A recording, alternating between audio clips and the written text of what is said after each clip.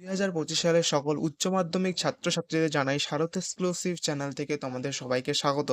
আজকে আমি আলোচনা করব তোমাদের ইতিহাস পরীক্ষার ফাইনাল সাজেশন নিয়ে, অর্থাৎ ইতিহাস বইয়ের ফাইনাল সাজেশন নিয়ে, অর্থাৎ যাকে তোমরা বলো শেষ মুহূর্ত সাজেশন, শেষ মুহূর্তের সাজেশন। এই সাজেশন ভিডিওতে তোমরা গুরুত্বপূর্ণ প্রশ্ন পেয়ে যাবে, যেগুলি খুবই গুরুত্বপূর্ণ এবং তোমাদের কাজে লাগবে। আশা করি তোমাদের এগুলি কাজে লাগবে এবং এগুলি দেখে তোমরা অবশ্যই লাভবান হবে।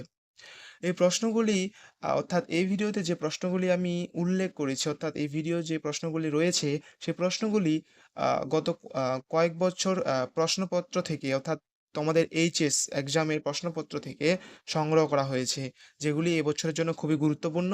গত আহ, সামনের বছর অর্থাৎ 2023 সালের যে প্রশ্নটি রয়েছে সেই প্রশ্নগুলিকে বাদ দিয়ে এগুলি অন্য, অর্থাৎ আগের যে প্রশ্ন মানে পরীক্ষা হয়েছিল, অর্থাৎ আগে 2022, 21, 20, 18, 19 এই প্রশ্নগুলি, অর্থাৎ ওই সালের প্রশ্নপত্র থেকে এই প্রশ্নগুলি সংগ্রহ করা হয়েছে। এছাড়াও এই প্রশ্নগুলি এভিটিএ এবং ডব্লিউবিটিএ, অর্থাৎ 2025 সালের এভিটিএ এবং ডব্লিউবিটিএ এই কোশ্চিন ব্রাঞ্চ থেকে আহ, বাছাই করে তৈরি করা হয়েছে। এই প্রশ্নগুলি তোমাদের এই বছরের জন্য খুবই গুরুত্বপূর্ণ। প্রথম অধ্যায়ে অর্থাৎ এই ভিডিওতে আমি সমস্ত, অর্থাৎ গোটা বই থেকে প্রশ্ন বাছাই করে তৈরি করেছি। প্রথম অধ্যায়ে যে প্রশ্নটি এবারের জন্য খুবই গুরুত্বপূর্ণ, 1 নম্বরে যে প্রশ্নটি আছে, পেশাদারি ইতিহাস বলতে কি বোঝায়? অপেশাদারি ইতিহাসের সঙ্গে পেশাদারি ইতিহাসের পার্থক্য লেখো। খুবই গুরুত্বপূর্ণ। এটা 2023 সালে এসেছিল। 2023-এর সঙ্গে 25-এর কিছু মিল থাকবেই। একবারই বা পুরোপুরি মিল না থাকলেও কিছু কিছু জায়গায় মিল থাকবে, বা কিছু কিছু প্রশ্নে মিল থাকবে। এবার 2 নম্বরে আছে আহ, মিথ মিথ ও লেজেন্ড বলতে কি বোঝো, বা এটা ঘুরিয়ে দিতে পারে, উপকথা ও পুরা কাহিনী বলতে কি বোঝো? অতীত বিষয়ে মানুষের ধারণাকে এরা কিভাবে রূপদান করে। খুবই গুরুত্বপূর্ণ। আর একটা কথা বলি, যে প্রশ্নগুলি আমি দিয়েছি, এই প্রশ্নের পাশাপাশি যে 6 স্টার অর্থাৎ 6টা স্টার দেওয়া আছে, সেই প্রশ্নগুলি খুবই গুরুত্বপূর্ণ এবং সেই প্রশ্নগুলিকে তোমাদের ভালো করে করতে হবে। এগুলি ছাড়া যাবে না।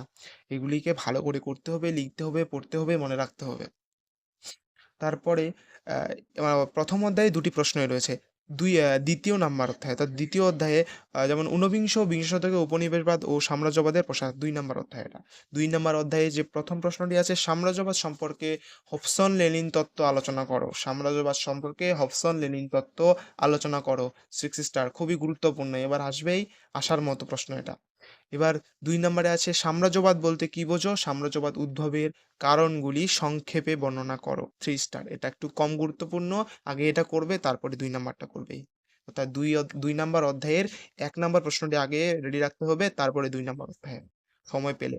অর্থাৎ তৃতীয় নাম্বার অধ্যায়ের নাম হচ্ছে ঔপনিবেশিক আধিপত্যের প্রকৃতি, নিয়মিত ও অনিয়মিত সাম্রাজ্য।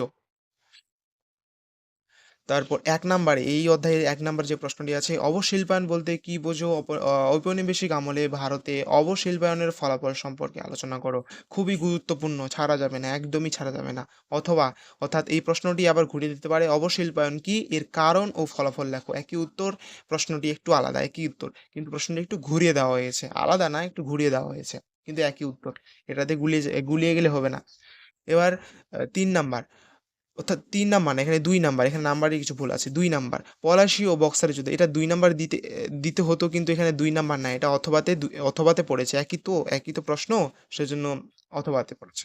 তো 3 নাম্বার, পলাশী ও বক্সারের যুদ্ধের ফলাফলের তুলনামূলক আলোচনা করো। পলাশী ও বক্সারের যুদ্ধের ফলাফলের তুলনামূলক আলোচনা করো। গুরুত্বপূর্ণ। 4 নাম্বার, ভারতের রেলপথ স্থাপনের উদ্দেশ্য কী ছিল? ভারতের অর্থনীতিতে রেলপথের সুফল ও কুফল প্রভাব আলোচনা করো। সুফল আসলেও লিখতে পারবে, কুফল আসলেও লিখতে পারবে, দুটোই পড়তে হবে। সুফল জানলে কুফলও জানা যাবে। সুফল কুফল দুটোই আসতে পারে। এটা খুবই গুরুত্বপূর্ণ এবারের জন্য। তারপরে 4র্থ নম্বর অধ্যায়ে সাম্রাজ্যবাদের বিরুদ্ধে প্রতিক্রিয়া। 1 নাম্বারে যে প্রশ্নটি আছে, একজন সমাজ সংস্কারক ক্ষেত্রে রাজা রামমোহন রায়ের অবদান আলোচনা করো। খুবই গুরুত্বপূর্ণ। এবার 2 নাম্বারে যে প্রশ্নটি আছে, আলীগড় আন্দোলনের একটি সংক্ষিপ্ত বিবরণ দাও। গুরুত্বপূর্ণ। 3 নাম্বার, ব্রিটিশ শাসনকালে আদিবাসী ও দলিত সম্প্রদায়ের বিবরণ দাও। গুরুত্বপূর্ণ। আগে প্রশ্ন 6 স্টার প্রশ্নগুলি ভালো করে রেডি রাখতে হবে। আর তারপরে এগুলি পড়তে হবে। যদি ওগুলি না রেডি রাখো, এগুলি পড়ে আ বিপদেও পড়তে পারো। আগে 6 স্টার গুলো পড়তে হবে। ৪ নাম্বারে আছে আ চীনের চৌঠা মে আন্দোলনের কারণগুলি আলোচনা করো। খুবই গুরুত্বপূর্ণ। এবারের জন্য খুবই গুরুত্বপূর্ণ। চীনের চৌঠা মে আন্দোলনের কারণগুলি আলোচনা করো। তারপরে আছে পঞ্চম অধ্যায়। পঞ্চম অধ্যায়ের নাম হচ্ছে ঔপনিবেশিক ভারতের শাসন। ঔপনিবেশিক ভারতের শাসন। এবার মন্টেগু চেমসফোর্ডের সংস্কার আইনের ১৯১৯ সমালোচনা ১৯১৯ সালে মন্টেগু চেমসফোর্ড সংস্কার আইনের সমালোচনাগুলি আলোচনা করো। খুবই গুরুত্বপূর্ণ। আ চেমসফোর্ডের সংস্কারের ১৯১৯ বৈশিষ্ট্যগুলি লেখো, এই আইনের ত্রুটিগুলি আলোচনা করো। গুরুত্বপূর্ণ। আগে ওগুলির স্টার দেওয়া প্রশ্নগুলো আগে করে রাখবে, তারপরে এই বাড়তি প্রশ্নগুলি করবে, যদি রেডি হয়। ৩ নাম্বারে আছে জালিয়ানওয়ালাবাগের হত্যাকাণ্ডের বিবরণ দাও। এই হত্যাকাণ্ডের বিরুদ্ধে কিরূপ প্রতিক্রিয়া দেখা দিয়েছিল? খুবই গুরুত্বপূর্ণ। এবারের জন্য খুবই গুরুত্বপূর্ণ। জালিয়ানওয়ালাবাগের হত্যাকাণ্ডের বিবরণ দাও। এই হত্যাকাণ্ডের বিরুদ্ধে কিরূপ প্রতিক্রিয়া দেখা দিয়েছিল? ৪ নাম্বারে আছে মীরা ষড়যন্ত্র মামলা কি? এর ফলাফল আলোচনা করো। ৫ নাম্বারে আছে বাংলায় ১৯৪৩ খ্রিস্টাব্দে দুর্ভিক্ষের কারণগুলি কি ছিল? এই ব্যাপারে ব্রিটিশ সরকারের ভূমিকা কি ছিল? ৫০ এর মন্বন্তর একই বিষয়। এটাই এটা এবারের জন্য খুবই গুরুত্বপূর্ণ। এবার ষষ্ঠ অধ্যায় দ্বিতীয় বিশ্বযুদ্ধ এবং উপনিবেশসমূহ। ষষ্ঠ অধ্যায়ের নাম। ১ নাম্বারে যে প্রশ্নটি আছে, ভারত ছাড়ো আন্দোলনের ঐতিহাসিক তাৎপর্য ব্যাখ্যা করো এবং এই আন্দোলনে মহিলাদের অংশগ্রহণ সম্পর্কে সংক্ষেপে আলোচনা করো। খুবই গুরুত্বপূর্ণ। ২ নাম্বারে যে প্রশ্নটি আছে, ভারতের স্বাধীনতা সংগ্রামে সুভাষচন্দ্র বসুর অবদান আলোচনা করো। প্রত্যেকটি অধ্যায়ের অনেক কম প্রশ্ন রয়েছে এবারের জন্য। এবারের জন্য কি এই প্রশ্নগুলি খুবই গুরুত্বপূর্ণ। যে প্রশ্নগুলি খুবই গুরুত্বপূর্ণ অর্থাৎ যে প্রশ্নগুলি পরীক্ষায় অর্থাৎ তোমাদের উচ্চ মাধ্যমিক পরীক্ষায় আসে বা এসেছে, সেই প্রশ্নগুলিকে আ এখানে তুলে ধরেছি। বাড়তি কোনো প্রশ্ন এখানে নেই। এবার ৭ম অধ্যায়। ৭ম অধ্যায়ের নাম হচ্ছে ঠান্ডা লড়াইয়ের যুগ। ১ নাম্বারে যে প্রশ্নটি আছে, ঠান্ডা লড়াই বলতে কি বোঝায়? ঠান্ডা লড়াইয়ের তাত্ত্বিক ভিত্তি ব্যাখ্যা করো। খুবই গুরুত্বপূর্ণ। এটা আগের বছর আসার কথা ছিল কিন্তু আগের বছর আসেনি। তাই এই বছর খুবই গুরুত্বপূর্ণ। ২ নাম্বার আছে সুয়েজ সংকট কেন দেখা দিয়েছিল?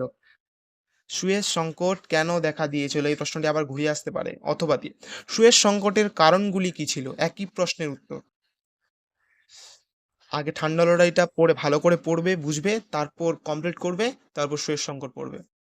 হো চি মিনের নেতৃত্বে ভিয়েতনামের মুক্তিযুদ্ধের একটি সংক্ষিপ্ত বিবরণ দাও। 2 স্টার মানে কম গুরুত্বপূর্ণ, একদমই কম গুরুত্বপূর্ণ। এবার ৪ নাম্বারে পূর্ব ইউরোপের সোভিয়েতকরণের উদ্দেশ্য কি ছিল?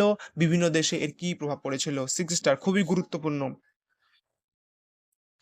আরেকটা কথা বলি, এই প্রশ্নগুলি কিন্তু আ এই তোমাদের উচ্চ মাধ্যমিক পরীক্ষায় গত কয়েক বছরের মধ্যে এসেছিল এই প্রশ্নগুলি। তার মধ্যে এই প্রশ্নগুলি তার মধ্য থেকে এই প্রশ্নগুলি তুলে ধরা হয়েছে। এটা ৮ম অধ্যায়। ৮ম অধ্যায়ের নাম হচ্ছে অব-উপনিবেশিকরণ। অব-উপনিবেশিকরণ অধ্যায়ে যে প্রশ্নগুলি খুবই গুরুত্বপূর্ণ। ১ নাম্বারে যে প্রশ্নটি আছে, অব-উপনিবেশিকরণ বলতে কি বোঝায়? এর সামাজিক, রাজনৈতিক ও অর্থনৈতিক তাৎপর্য ব্যাখ্যা করো।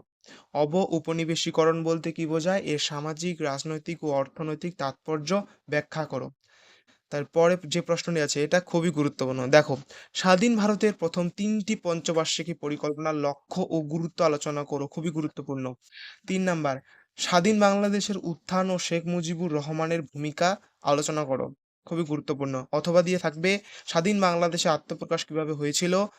স্বাধীন বাংলাদেশের আত্মপ্রকাশ কিভাবে হয়েছিল তা বর্ণনা করো। একই প্রশ্নের উত্তর। ভিডিওটি শুরু থেকে শেষ পর্যন্ত দেখে যদি ভিডিওটি ভালো লেগে থাকে তাহলে লাইক এবং কমেন্ট ও পরবর্তী অন্য গুরুত্বপূর্ণ ভিডিও পেতে গেলে চ্যানেলটিকে সাবস্ক্রাইব করতে একদমই ভুলবে না। আজকে এই বলে আমি ভিডিওটি শেষ করছি।